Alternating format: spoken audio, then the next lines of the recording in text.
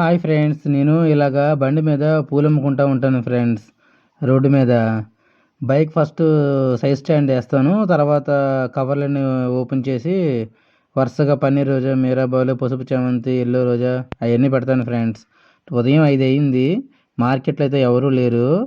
చెత్త బండి వాళ్ళు మాత్రం చెత్త ఎత్తుకొని పోతా ఉన్నారు. మార్కెట్ అంతా ఎంటీగా ఉంది ఫ్రెండ్స్. దోమలు మాత్రం మామూలుగా లేవు.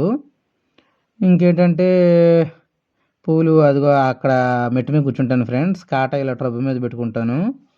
పువ్వులు వచ్చి ఏంటంటే ఇలాగ బండి మీద అప్పుడప్పుడు కవర్లో జారుతూ ఉంటాయి. కానీ నేను చూసుకుంటూ ఉండాలి ఫ్రెండ్స్. బండి మీద కదా, బ్యాలెన్స్ ఉండదు కదా, ఎటొకటి పడిపోతాయేమని చెప్పి జాగ్రత్తగా చూసుకుంటూ ఉండాలా.